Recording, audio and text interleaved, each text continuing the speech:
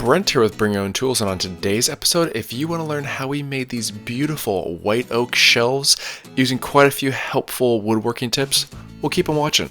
Let's get started.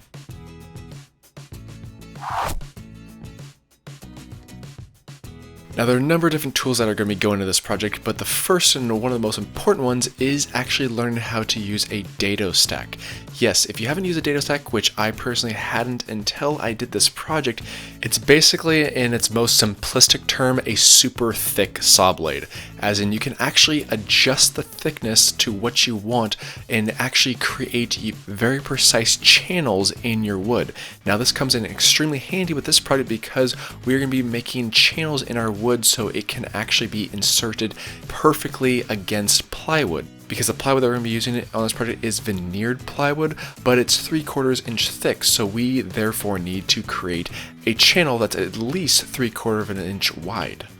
Now the one tricky thing with this dado blade is the fact that the original table saw template doesn't work because obviously it's too thick. So therefore an easy way to go about doing this is I just took the template of the actual plate, used a jigsaw to cut it out, and then just inserted it into the table saw and added a couple pieces of tape on both sides so it wasn't going to go anywhere.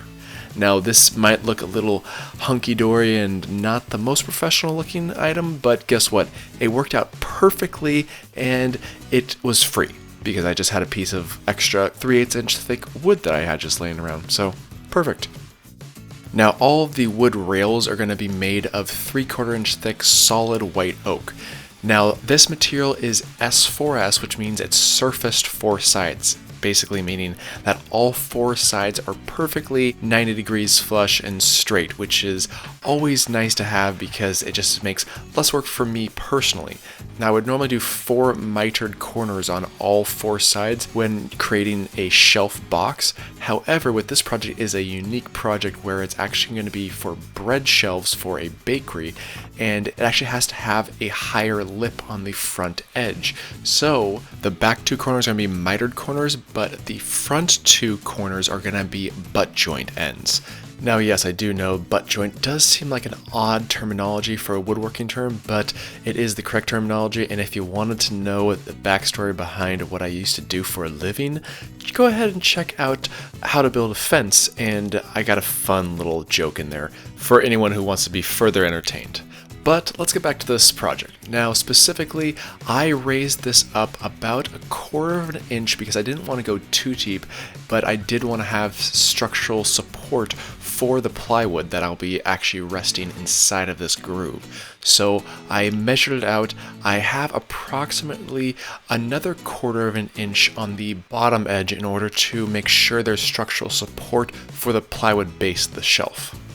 Also remember, you are taking off a lot of material with this dado blade, so make sure you're pointing the excess outside, or hopefully you have some very nice shop vac system, which I will have in the very near future because of rocklers. So I will be definitely doing a video on a dust right collection system in the very near future. So keep your eyes out for that one. Now for the front edge, I do want a channel down the center, so I do need to use a dado blade, but I don't want to pierce the sides of it, so here's what I do. To get and make sure I'm getting as much off that corner as humanly possible, comparatively to not gouging into the side, then I put a couple placement indicators noting where I can actually run the board to. Just make sure you have a push stick for this. Now I'm basically applying a plunge cut to the bottom of this board while still being in line with the line below. That way I can ensure that I cut off as much as possible with the dado blade, as you can see there.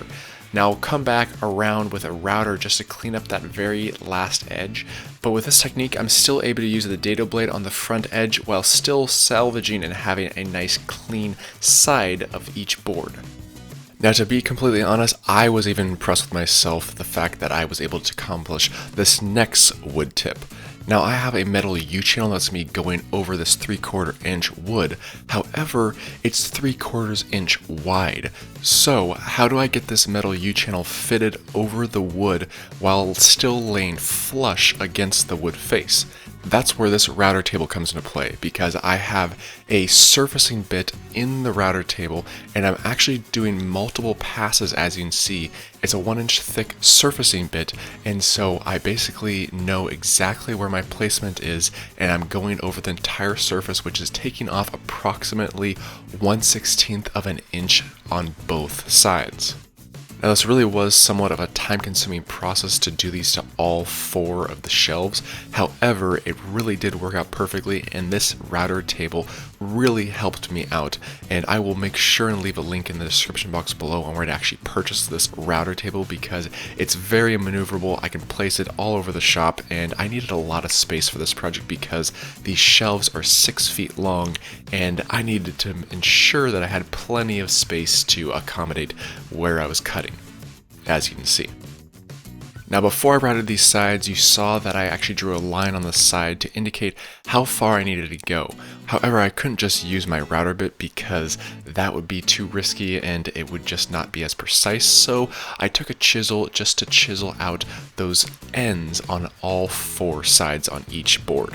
Now this just allowed me to have a perfectly crisp end at both sides, and therefore it would allow the metal to fit perfectly and very snugly, because we do want a nice tight fit. Not too tight though.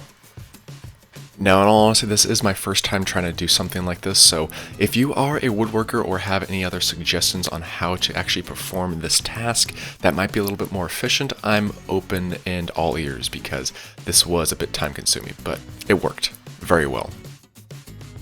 Now the metal that I have is a rounded steel metal that they actually made into a U-channel, so therefore I have to round over the existing wood corners just to make sure we have a perfect fit. And the easiest way to do this is to take a 1/4-inch round over bit and just round over all those top edges. That way it's perfectly rounded just like the metal trim, and therefore it fits perfectly over the wood. Now that is an easy solution I can get around.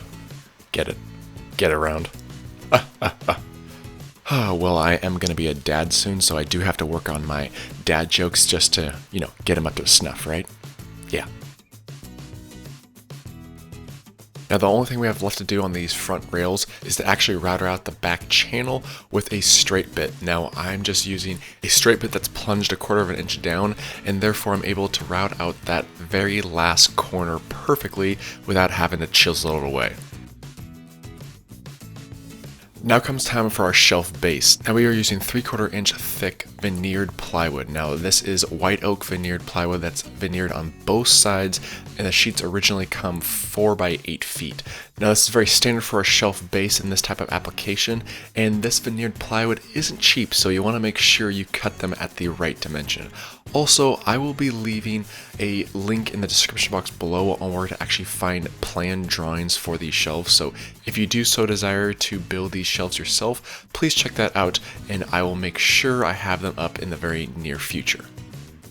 Now this random contraption that I have attached to my circular saw is actually called a Rip Cut Circular Saw Guide by Craig. Now this thing is not the most sturdy because it is plastic and aluminum, but it does the job very well, and I had great success using it for this project. Now that we have all of our pieces cut up, it is now time for assembly. Now trying to assemble a shelf that this large is a bit difficult, which is why I chose Titebond 3, which gives me the most working time with their glues. Now specifically, I normally use Titebond 2, especially with lighter wood, because it dries lighter, but with Titebond 3 it actually gives you more working time, which I always suggest with a project of this size, because it does take some time just to glue it up properly and then nail it in position. Now after I have all the rails glued up on both the plywood and the wood, I then press them all together and then use this beautiful little ratchet strap to tighten it down. Now this is our layout. So we have everything glued up and connected, and I have this sweet little clamp system that actually is this Beasley clamp system, in which it's basically just a ratchet system in which I can tighten it down fully and then include these on the corners like so. So it just holds it in place perfectly, which is really nice. Also, on a side note, make sure you grab a tape measure and tape off make sure you grab this measure and actually verify that it's square, because if you don't do that, then it's not going to lay out right. So almost perfectly 76 on both corners, which is exactly what you're looking for.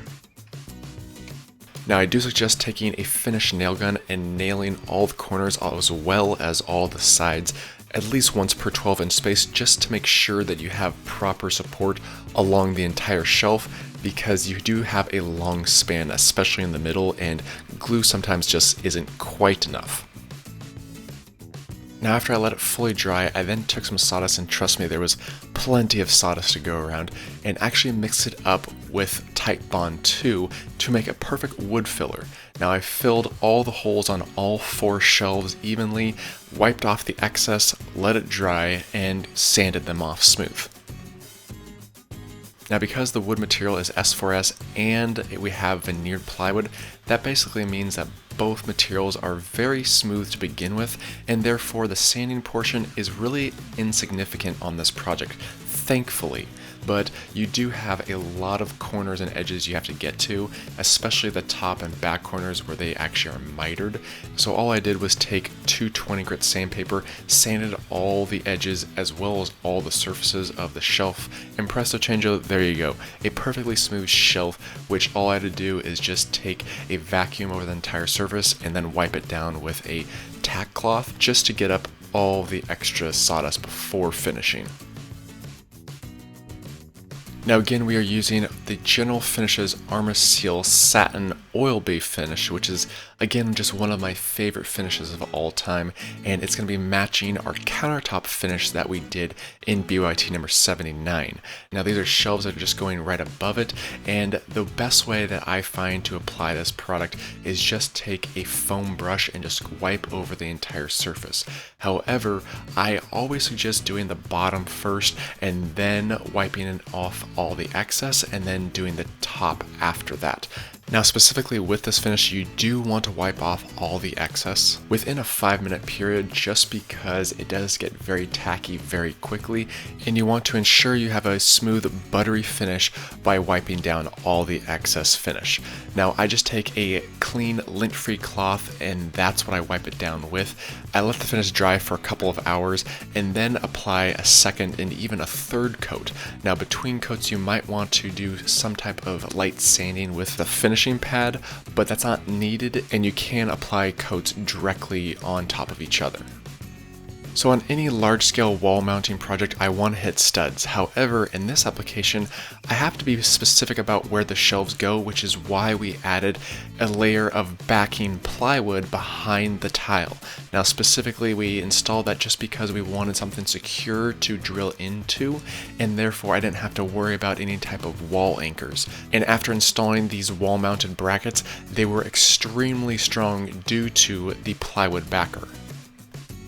Now these brackets are custom made, which is why they're angled downward for this application, but normally if you're trying to build this, you would be using a 90-degree shelf bracket. The subway tile is very easy to drill through with a standard tile drill bit, and I would highly suggest grabbing a laser level just to make it a lot easier on yourself to ensure you have proper alignment between all of the brackets.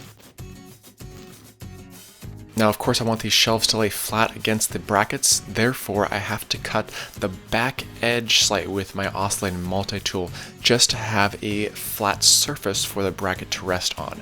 This is extremely easy and you don't even see a thing because this is the back side and the bracket itself is actually going to be covering up the vast majority of where I'm cutting. As you can see, it's a very clean look, but the good news is that once you have this notched out and fully installed, you are done.